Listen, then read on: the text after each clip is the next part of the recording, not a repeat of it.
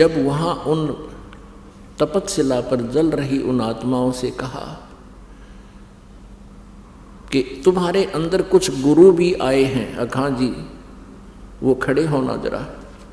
वो खड़े हो गए, सैकड़ों की संख्या में वो नकली गुरु दुनिया में भ्रमित कर रहे थे। आप जी किस इष्ट की पूजा करते थे? परमेश्वर ने पूछा। एक कहता जी मैं हनुमान जी की पूजा करता था।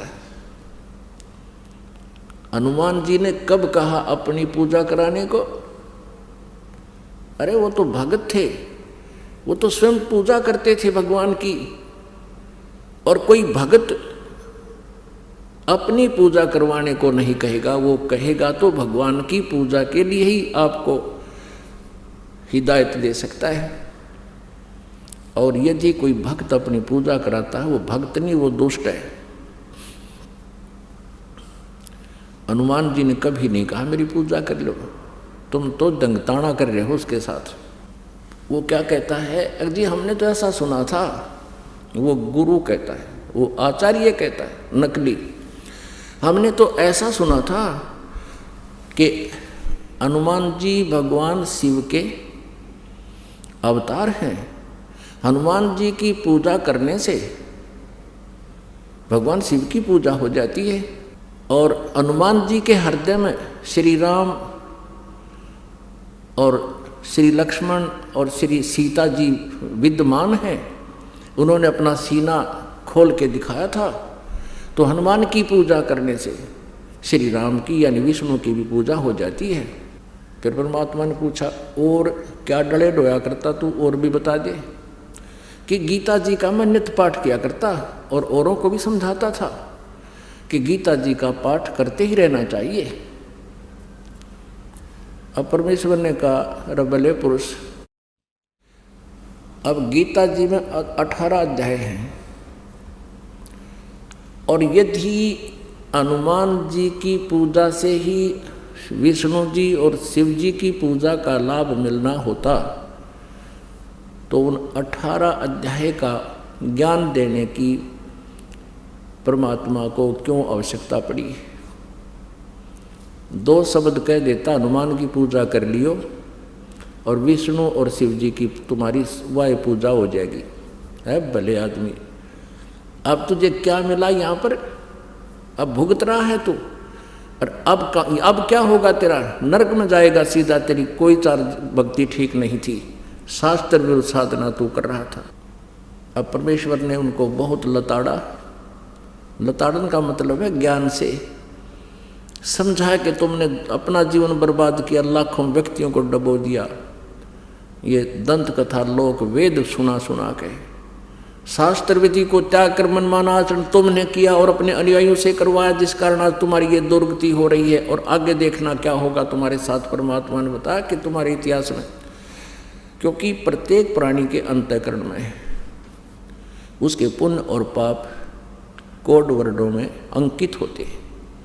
परमात्मा ने उसी समय अपनी शक्ति से उसके किए हुए कर्म सामने दिखा दिए।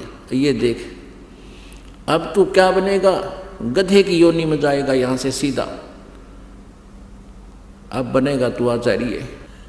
ऐसे ही वो एक दूसरा खड़ा था, कहा जी मैं तो वेदों अनुसार साधना करता था। वेदों अनुसार क्या साधना करता था? कि गायत्री का जाप करता था, गायत्री मंत्र का जाप करता था मैं। अब परमात्मा ने कहा कि गायत्री मंत्र क्या चीज है? कि ये ऋषियों की खोज है, ऋषियों ने अपने अनुभव से इसको खोजा है। अब परमात्मा बोले बुद्धू तू बात तो बनाओ, मैं वेद पढ़ा करता, इतने कह पता नहीं गायत्री मंत्र क्या है।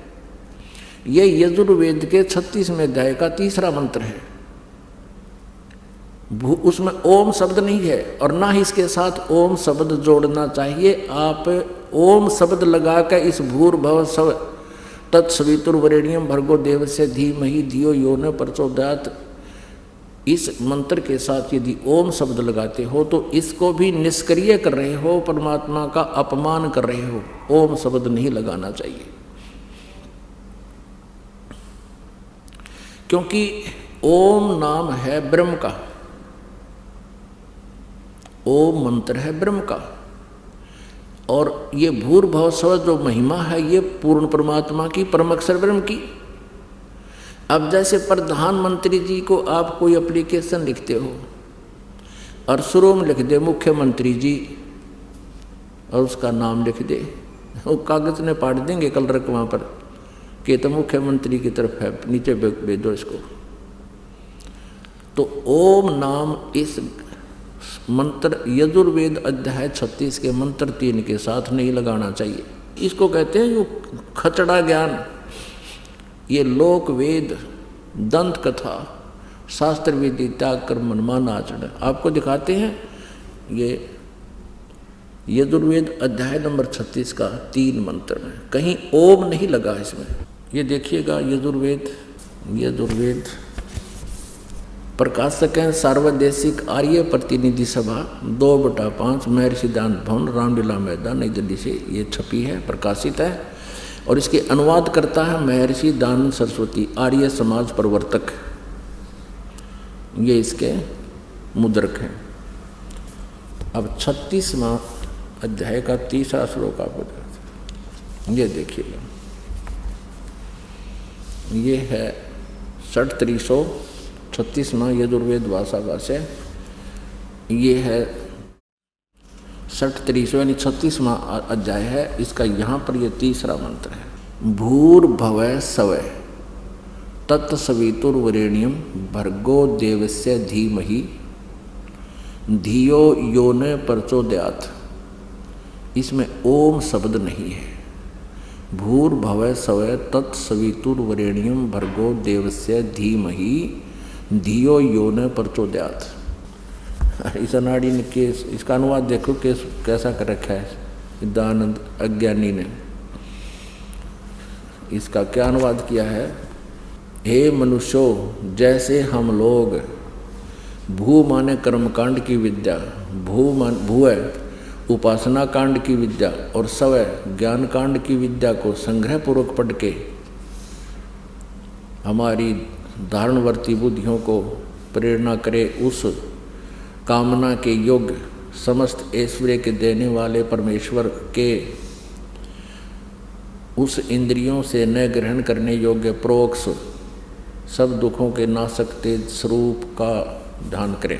अपने आत्माओं, इसका अर्थ तो कुछ और बनता है लेकिन ये प्रसंग दूसरा चल रहा है। यही दयानंद अज्ञानी महर्षि दयानंद अपना अनुभव इसने सत्यार्थ प्रकाश नामक एक पुस्तक में लिखा है। वहाँ इसने इस गायत्री मंत्र का अनुवाद करते समय कहा कि भूर्भुवः स्वः, ये 3 मंत्र तो तैत्तिरीय अरंके से लिए हैं मैंने, और शेष के बारे में कोई जानकारी नहीं इसको। तो ऐसे ही सब के अंदर लोक वेद फीड था।